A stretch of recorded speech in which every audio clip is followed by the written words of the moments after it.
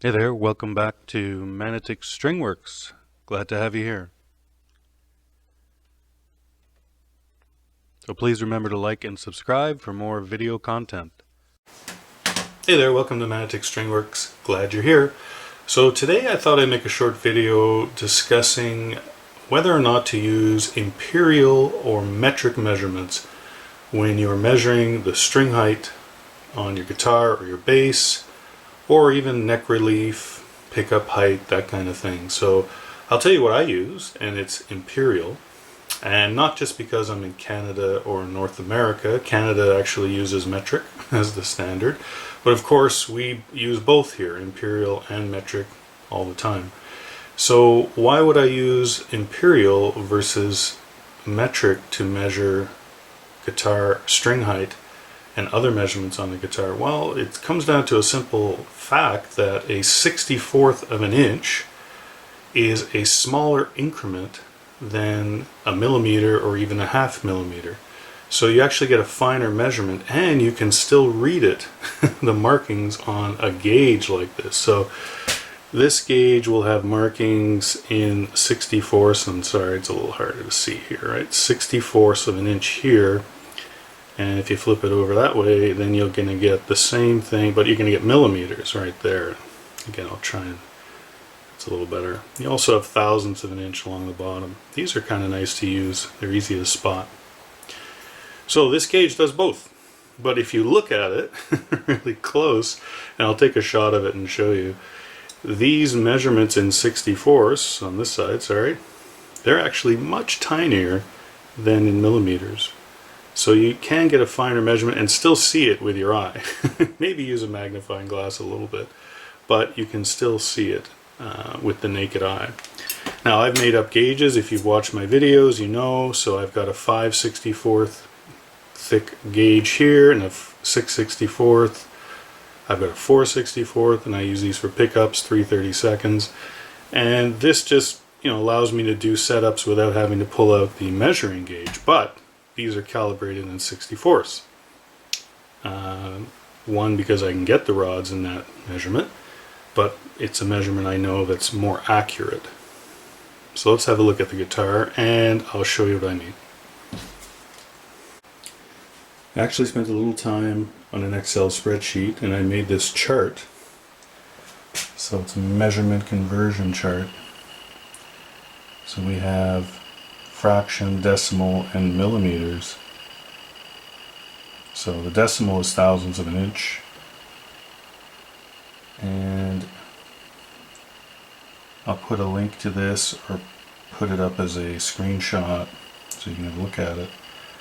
But you'll see there that a 64th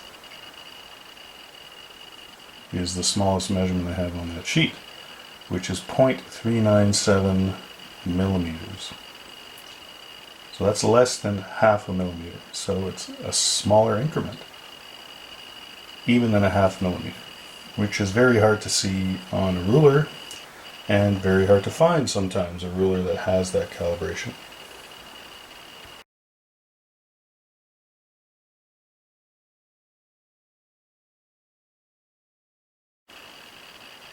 Here's a close-up of a string action ruler that I use. I just bought this on Amazon quite a few years ago. So it has everything you need: millimeters, thousandths of an inch, 64ths. Pretty simple to use.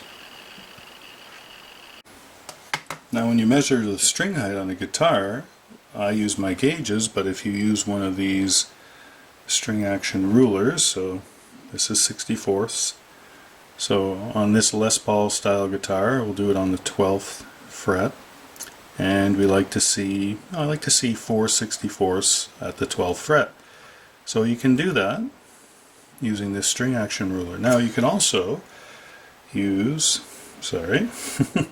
millimeters on this side. So flip it over and use millimeters. Now you would just pick a height, a millimeter height that you like. So 1 millimeter, 1.5 millimeters, it's up to you.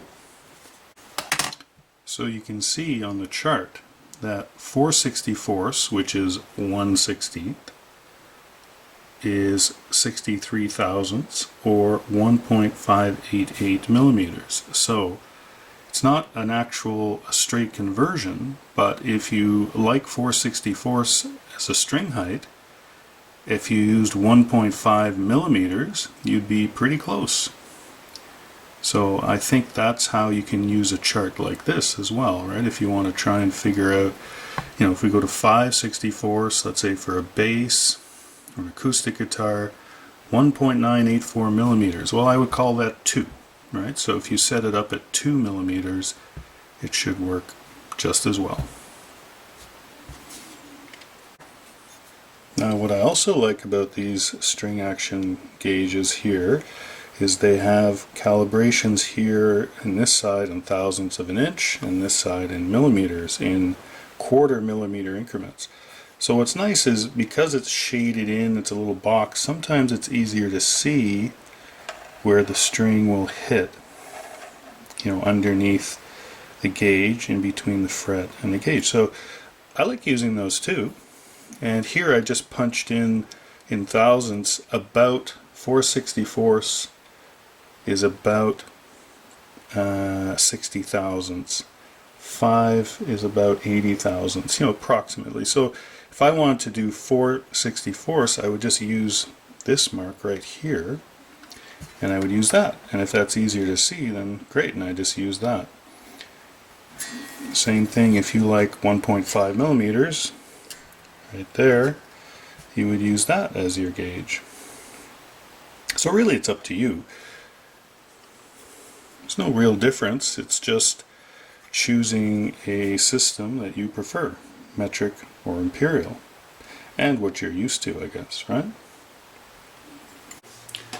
So I guess whether you use millimeters or 64ths or thousandths of an inch, it's up to you. It's whatever you're used to, whatever you're comfortable with. But if you want to convert it, then use a chart like this. You can make it yourself. I'll put a screenshot up in the video, but maybe I'll make a link available, or you can just email me and I'll send you a PDF copy. But this way you can figure out your favorite string heights in 64ths, let's say, and convert them to millimeters, or millimeters to 64ths, right? So either way, it's up to you. Doesn't really matter which system you use. No, one isn't better than the other, but like I said at the beginning, it's just a little finer increment when you use 64ths. But in the end, use what you like. Make some string gauges or buy some from me. I should be making these pretty soon. So take care. Thanks for watching. I hope you enjoyed. Bye for now.